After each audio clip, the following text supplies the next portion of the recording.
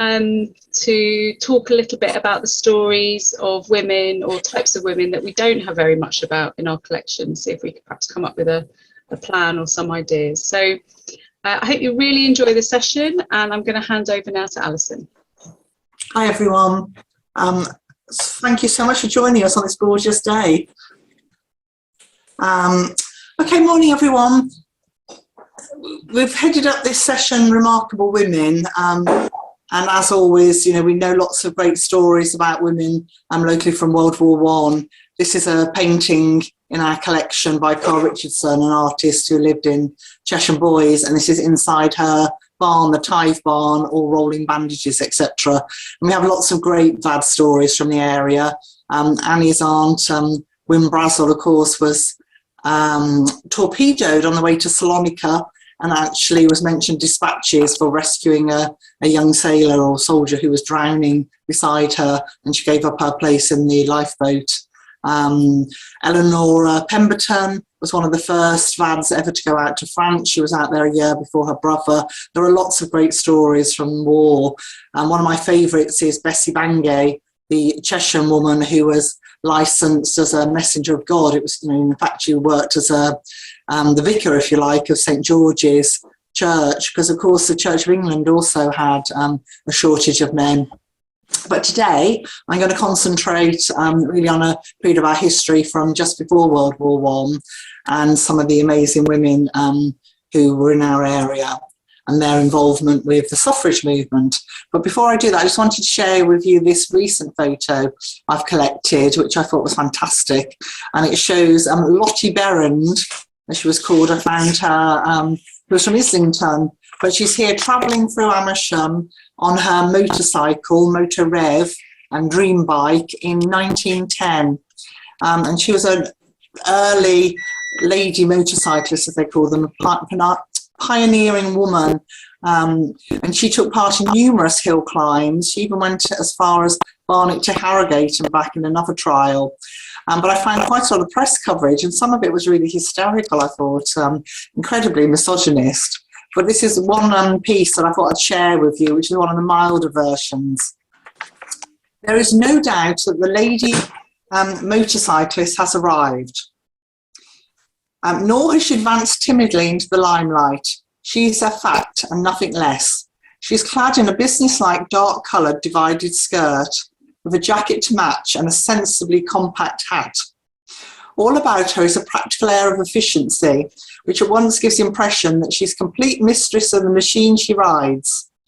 Many, too, are not content with mere ladies, lightweights, but demand a men's machine. One well-known lady cyclist has a machine of 5 horsepower with which she is as much at home as with a sewing machine, which I thought I'd just share with you. But of course, votes for women was a truly contentious issue, dividing opinion around the breakfast tables of Amersham. And I thought I would organise today's talk around what our local suffrage campaigners actually did, their deeds, deeds not words indeed, as the battle cry of the WSPU, which was of course Emmeline Pankhurst's suffragettes. And you can see her colours here, green, white and purple on this medal. Now, there was only one branch of the WSPU in the whole of Buckinghamshire, and that was in Chesham. And there's probably only 2 members, Emily Brandon, who founded it, and another, actually her name just escaped me. But they were incredibly influential because Emily wrote a regular column for the Bucks Examiner and invited speakers to come and talk in Chesham. She herself went to prison for 2 weeks, and after that she swiftly rose up the ranks of the WSPU and could attract really important speakers like Muriel Matters, who I'll talk a bit about later, who spoke in Chesham in 1912. And here you can see the WSPU medal awarded to Elsie Duval, the fiancée of Hugh Franklin of Charteridge. And it shows that not only did she go to prison, but she was also force-fed, as shown by the bars on her medal. Now we now know that Elsie Duval and her friend Kitty Marion were responsible for the local dastardly suffragette outrage, as it was called in the press. They burnt down Saunderton Station in 1913, and they fixed a poster to the railings which said, "Burning to get the vote." Now, this was a protest about the third arrest of Hugh Franklin, who himself was force-fed 114 times and nearly died. Also locally, the organ in Penn Church was set alight, empty houses were burnt down in Knotty Green and Chorley Wood, even the hallowed turf of Beaconsfield Golf Club was dug up. Of course, this was all very divisive, rather like the members of Insulate Britain gluing themselves to the M25 today. And suffrage outrages prompted the founding of Amersham's Anti-Suffrage League by Lady Susan Truman and Arthur Lazen of Liberty. This was founded in 1913 at a meeting at Dr. Challoner's school. So we know women were prepared to use violence in response to the violence perpetrated against them. And this painting is by an Amersham artist, William Monk. He lived at the Gables down the High Street and then up in Cheshire Boys. And it shows women being attacked at the Black Friday demonstration in 1910. The Prime Minister at the time, H.H. Asquith, and his Home Secretary, Winston Churchill, deliberately blocked a bill in Parliament which would have given some women the vote, as there were a majority of MPs who supported the bill. And the riot that followed, when many women were beaten up by the police, some of whom had been specially drafted in from the East End, was witnessed by Hugh Franklin. That prompted his first attack on Churchill, which led to his arrest. Now, we know that local women were there, including Margaret Wright, who wrote about it in her amazing pamphlet, How I Became a Suffragette, which is in Amersham Museum's collection. However, she wasn't arrested. That was the whole point of beating them up. The church had given orders not to arrest the women.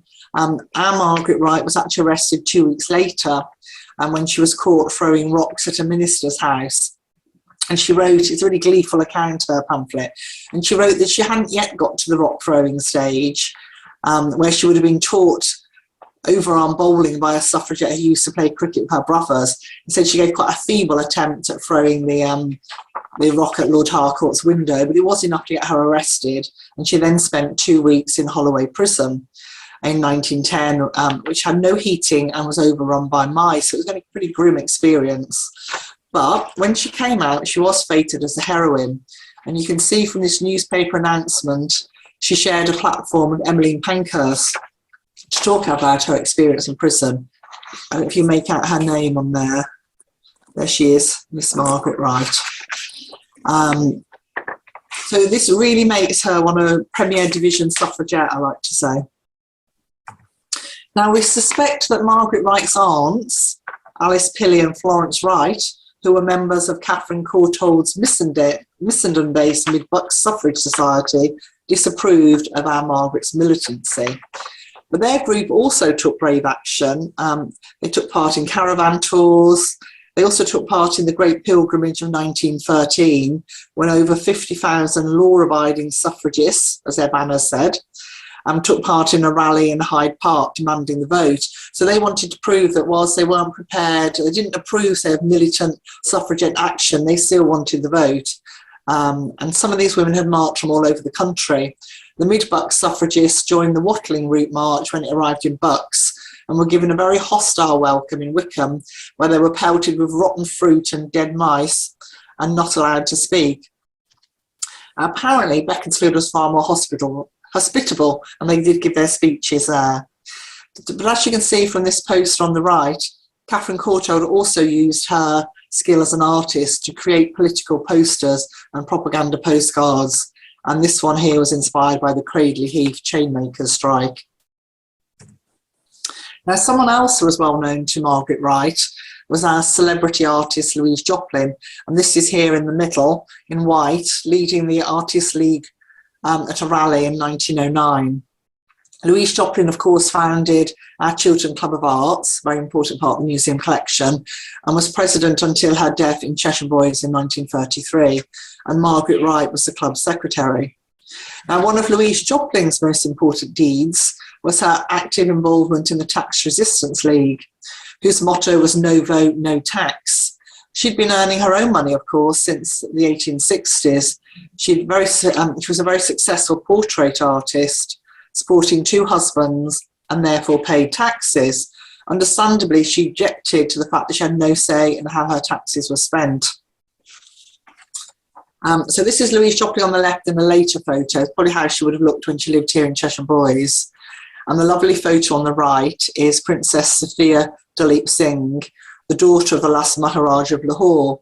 Now, Princess Sofia lived in Penn, only a few miles away after the war, which, like Cheshire Boys, seemed to attract a group of female friends who had all campaigned together for women's suffrage. And I kind of used the example that these strong, unbreakable friendships were forged rather like the soldiers who forged friendships in the trenches. These were forged in the sort of suffrage campaign before the war. Now, Princess Sofia was a member of Emmeline's WSPU and actively campaigned for the movement. She sold the suffrage newspaper outside Hampton Court, and she took part in that Black Friday demonstration. We know that she helped intervene when a policeman was beating up a woman, and she even chased after him for several hundred yards so that she could read his number and then write a complaint to Winston Churchill about the treatment of the women. Now, she was also a member of the Tax Resistance League. Unlike Louise Joplin, she didn't actually earn money. She had a nice pension from Queen Victoria, who was her godmother. So she didn't have to pay income tax, but she was supposed to pay for her dog licenses and some taxes for her servants. And this she refused to do, and she appeared in court twice, much to the fury of the king, and she refused to pay her fines. So, of course, they sent round the bailiffs, and on one occasion, a very valuable diamond ring was seized. This then was sent to auction, and all her sort of fellow members of the Tax Resistance League turn up, beautifully dressed in their long white dresses, big hats, and very much the uniform of Emmeline Pankhurst. And they were there to intimidate the other people at the auction and stop them making a bid for the ring.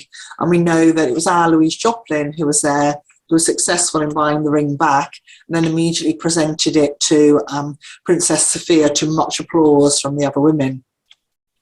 So Princess Sofia also legally defaced her census return in 1911. She wrote, "As women do not count, they refuse to be counted. I have a conscientious objection to filling out this form." This is another one. This is Muriel Matters, who I mentioned earlier briefly. This is the form she defaced. She also lived in Penn. She was a neighbour of Princess Sophia's, and she put "no vote, no census. I'm not a person with the franchise laws. I'm not a person for census purposes." So that was what she put. And so here's a rather lovely photo of Muriel Matters, and then an extract from a magazine. So I said she spoke in Chesham in 1912. By the time she came to Chesham, she really was one of the most famous women in Britain. And she's considered to be the very first woman to speak at the Houses of Parliament because of an extraordinary stunt she took part in 1908, where she entered the Women's Gallery, sort of high up above the Chamber of Commons, with a colleague, and they both, at a given signal, went and changed themselves to the hated grille overlooking the chamber. And they'd done this very cleverly with leather belts and very thick chains, so they wrapped them round and round the grille. And then she had her loud hailer and started giving a speech about votes for women. Of course, the stewards immediately rushed them, took away her loud hailer, but she was an actress with a great booming voice, so she carried on talking for at least half an hour, till in the end they had to cut away the grills and take away the two women still chained to the grills. So she's considered to be the very first woman who spoke at the Houses of Parliament.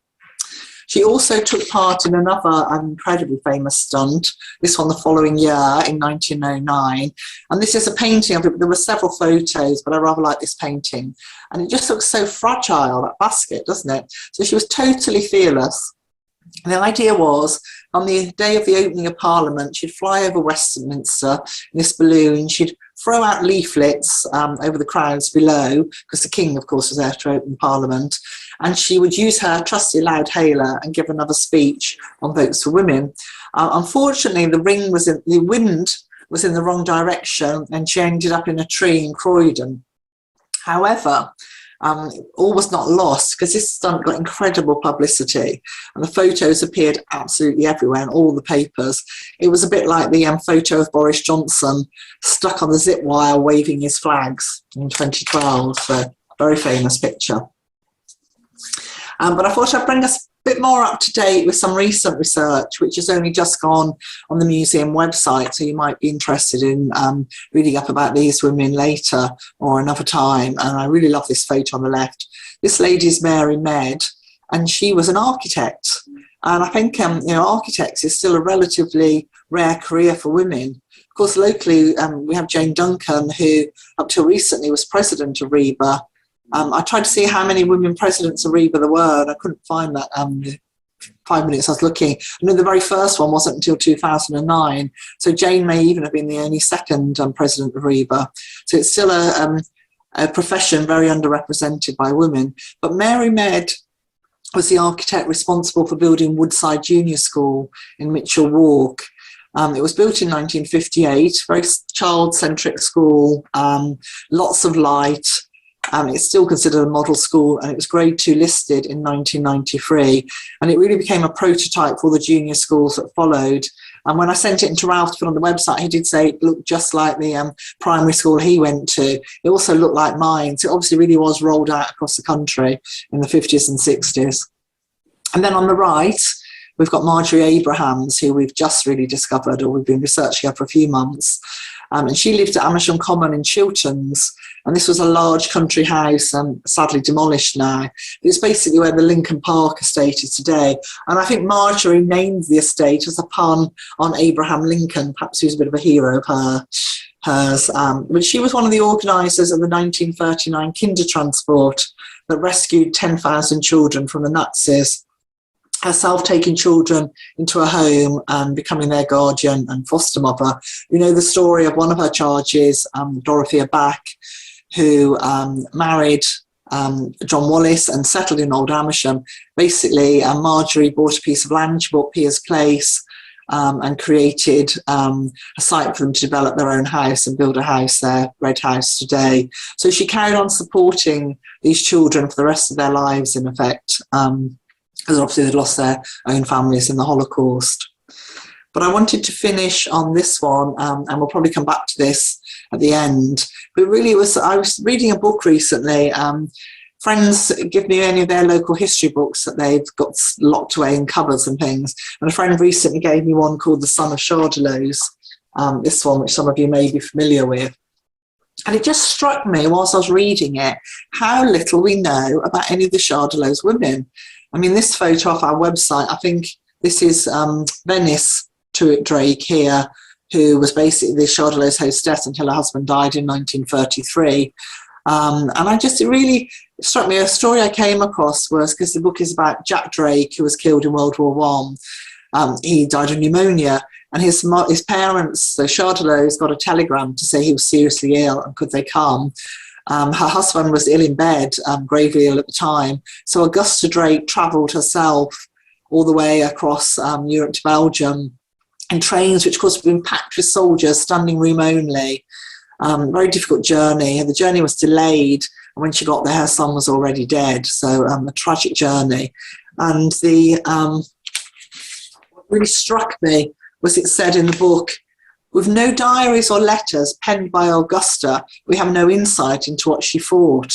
Well, I'm sure Augusta wrote plenty of letters and diaries, but sadly they're not being kept by the family. And this is really typical. I was reading something the National Trust said, that of their houses and the records they have in their archives, people used to throw away the women's letters and their diaries. They weren't considered of interest. They weren't important enough issues. But of course, for us as local historians and interested in social history, they'd be absolutely fantastic sources. So it's a real tragedy that not more there. And we'll talk perhaps a bit about this later. It's a real plea for people to I think there's a research project there. We need to look at the women of Chardelos and find out more about them and what we can do.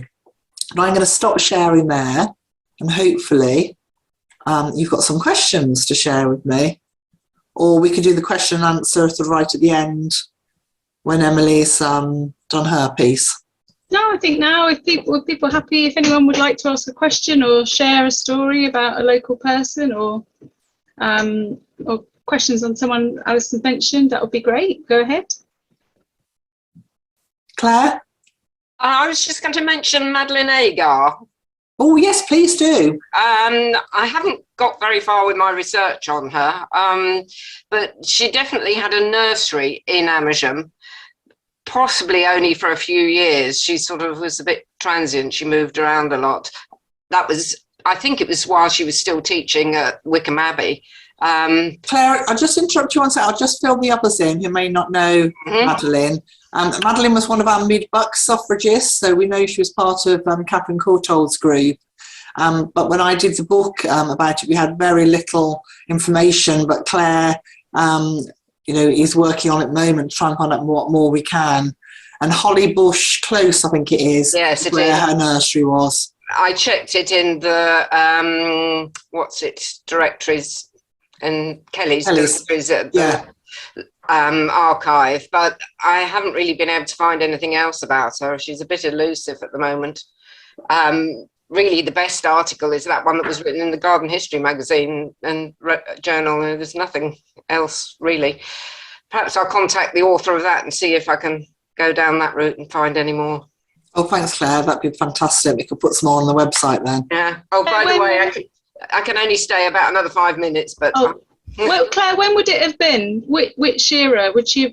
What did you learn nursery? The era that Alison's talking about, the beginning of the 20th century. Oh, it was then? Yeah, okay, about later in life. 1908, something like that. She was at Abbey.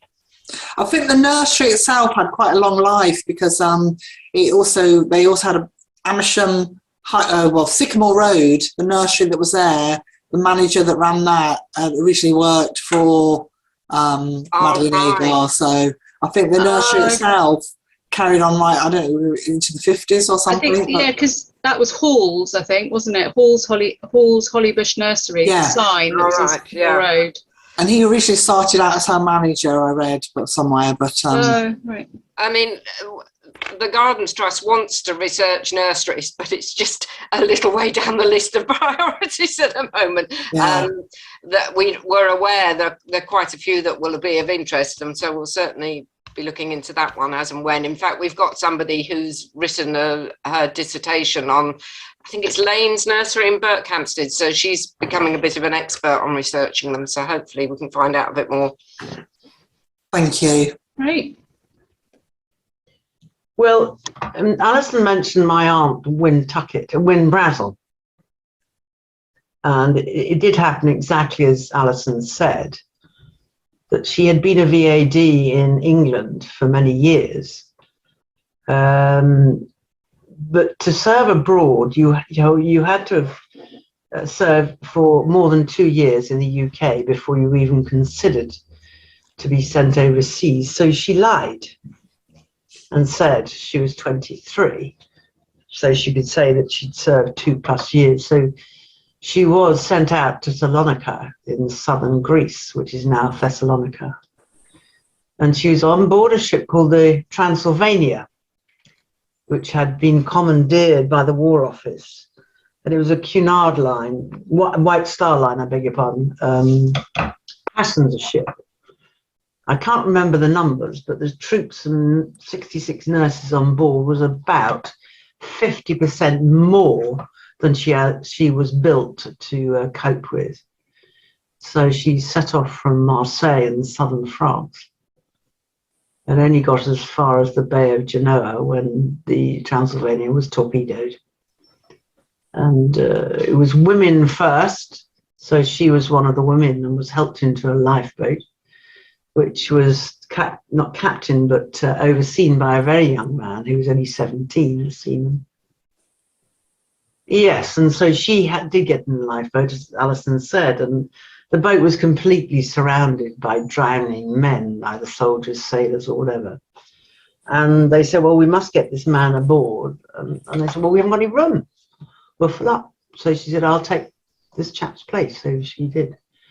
And she was in the water for about 6 hours, hanging on to the ropes around the life craft, and was subsequently rescued by a Japanese escort boat who were allied in the First War. And she was taken back to Genoa by train back to Marseille, and off she went again and eventually got there and served for 18 months in the most disgusting, appalling conditions in a tented disease hospital in southern Greece.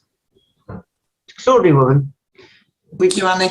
Annie, did I hear you say before to talk that the reason why she could swim was all the children in Old Amersham learnt to swim in the Midbuck Oh, yeah. every summer. at the Gravesend end of the Misbourne. It wasn't my uncle at that stage, but somebody dug it out for a swimming pool, and that's where she learned to swim. Yeah, So that's one of the reasons that she survived, because she was a really good swimmer. She was also extremely bossy, and they called her faggot, her children, of which there were 4. And I asked them, I said, why did you call her faggot? Well, she used to smoke a lot of fags. Thanks, Annie. Oh, Emily, do you want to show us your paintings? Yeah. Oh, Claire, actually, before you go, I don't know if you've got a couple of minutes, because they are garden related. So someone we've talked about before on local stories and fiction other ways is the Austrian emigre artist, Marie-Louise von Woshitsky. And as we've probably shown you before, the charitable trust that looks after her collection had gifted some paintings to us, because her long journey from Austria with her mother via Holland and London, she ended up living in Amersham during the Second World War, and then her mother resided in Amersham on Chestnut Lane after the war. So she had quite a long-standing connection with Amersham, and so we've developed this really great relationship with the charitable trust. And so we've just been given 2 further paintings to make our collection 5 paintings.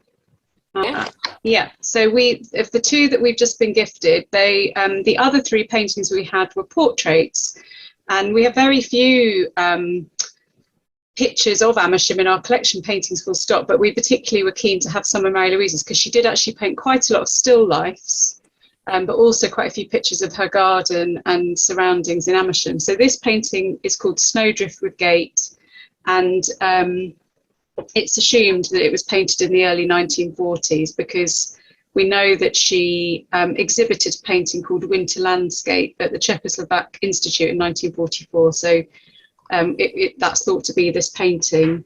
And there's a diary entry where she talks about snow-covered landscapes and her interest in them. So we don't know exactly where it is. There's a little hedge at the front, as you can see, and a little gate. And then there's a further set of hedges behind. And then it sort of seems to lead on to a woodland area. But it's that doesn't actually really do justice to the sort of tones and colours of the painting. It's a really lovely painting. And it must have been somewhere close by to where she was living if it was in the snow. I doubt she would have trekked too far to paint it. So that's one. And then the other one is a completely different time of year.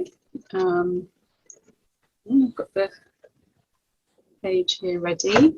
If I just click off that one. It's this one. It's called Deck Chair in the Garden.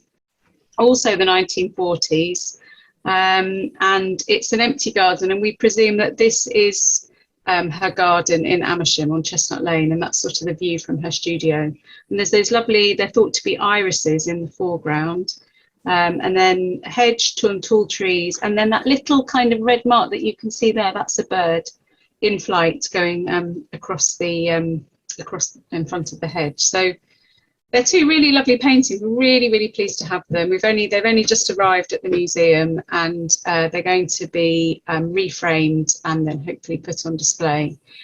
And it's great that we've got this sort of collection of her 5 paintings now. We're really pleased to have them, but also pleased to have these images of the outdoors and the garden. So it's really just to show you those and say that hopefully they'll be on display soon. I don't know if anyone's got any questions or thoughts about her or other local artists. Just something I want to say there about Claire's website, because the research that Claire's done about some of our local artists and their gardens is a really nice resource. It's well worth going on there and having a look if you're not aware of it.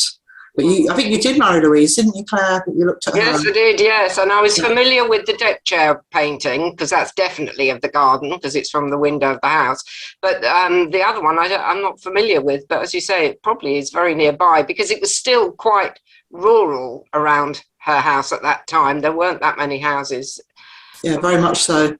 Yeah, so could well be. But that's wonderful to have those 2 of the garden. That's really brilliant. We're really pleased. Claire, is the link on the Buckinghamshire Gardens Trust website? Yes, if you just Google Buckinghamshire Gardens Trust, yeah, and it's Artist Gardens. You go to Our Work, and then it's under Artist Gardens. Oh, okay. Yeah, I've just About 15 so far. We're missing a few show of the everyone key now. ones. Here we are. Yeah. So, Artist Gardens project, that's the one. Great. So presumably, if anyone had a look at this and they spotted someone in the county that they knew of that wasn't on your list, they could get in touch with you. Yes, yeah, by all means. Yeah, I've got a few more to research. The more lesser known ones that have come up, they're harder to find out about. See, there's Louise. That's And there's another Amersham. one of the housekeeper in the garden. That one. Yeah. Great. So if you now do you actually own those paintings, or have they loaned them to you? Yeah, no, we own them. Yeah. Oh, right. So that means that we can ask you if you mind us using them. No, I'm sure. Actually, that part of our gift is I have to check with the trust, but I'm sure they'd be absolutely delighted. So yeah, I'll get in touch. Because I had a little bit of a wobbly moment we've had issues with copyright last year, so I have to be really careful and yeah, no, that's fine. know which ones we can use. And yeah, no, that's fine. I'll make a note. right, I shall have to dash off now. Lovely to see you all. Thank you. Yeah, thanks, Claire. Bye. Great. So we were going to finish now with just a kind of a little plea, really, or a suggestion, sort of discussion. So Alison said, you know, we had this real focus a few years ago to look at women and suffrage, and that kind of exploded into lots of stories around women living locally 100 years ago, I suppose, or moving to the area for a period of time. And in some ways that actually led on to some of the other later refugee stories, but also looking at Mary Louise and kind of artist connections for the 1940s. We've begun to develop this good network.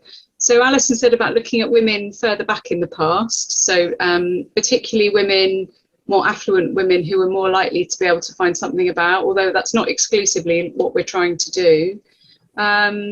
But we just wondered if anyone's got any other suggestions, or, you know, people they think have been overlooked, or groups of women whose stories perhaps we could look at in future. I think it's very interesting Alison mentions the Dracula women, because so little is written about them, because they weren't considered in their lifetime. However, it was, of course, a woman who brought the money into the Drake family in the very first place. Yeah. Joan Tothill. Absolutely. And Elizabeth Rawworth's money, it was what was used to rebuild Chardelos. Yeah. So that would be a really interesting project, Alison. Do shout if you want some help on research. Yes, please. Yeah. I think the Drake archives are held by Bucks County, I think, Yes. aren't they? Yeah, because I emailed Bill Drake the other day about Amersham Market Hall. I also thought, Annie, if you've got a contact with the current Drakes, it's often the family stories get passed down word of mouth, don't they? They may have lots of family stories about great grandmothers and things. And that's always the way. It's like Chinese whispers, so they're sometimes slightly distorted. But I can ask Bill, of course, yes. Yeah, we do have a photograph album, Alison, a Drake family photograph album. Ooh. Which they are all named. You know, I'm sure there's a family tree here, and you know, the family tree, it's not that you'd necessarily uncover all the family members, but it would give you, I think most of them are named photographs, so you'd sort of be able to have some, you know, something to that'd go be on. exciting. I'd like to want to find one of Augusta. I just thought that was an incredible story of her travelling to Belgium, you know, and so sad. You know, when she got there, he was dead already. Just, you know, I think she was one of the wives that were married because they were good at hunting and for their horse riding skills. So she was probably quite a brave person anyway. But I just thought that's, you know, such a story, that poignant story that we can all relate to.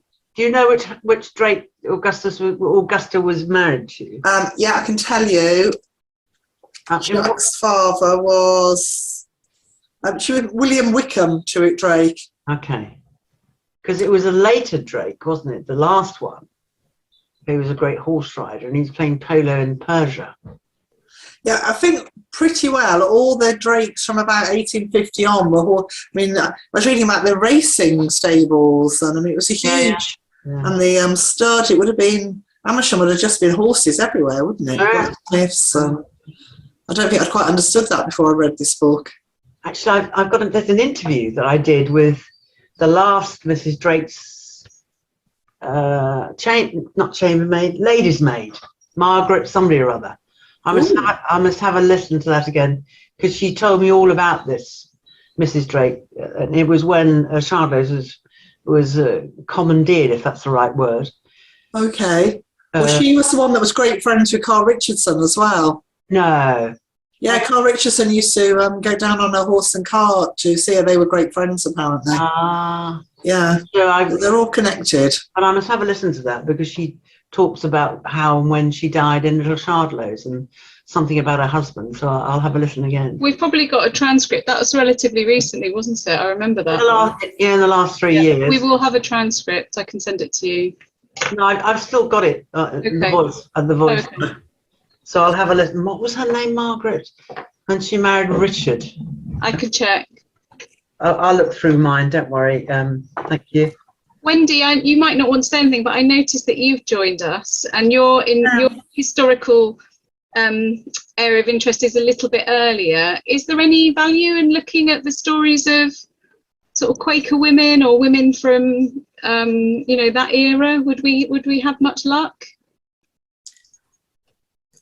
You more or less know everything there is to know that's been published so far about them.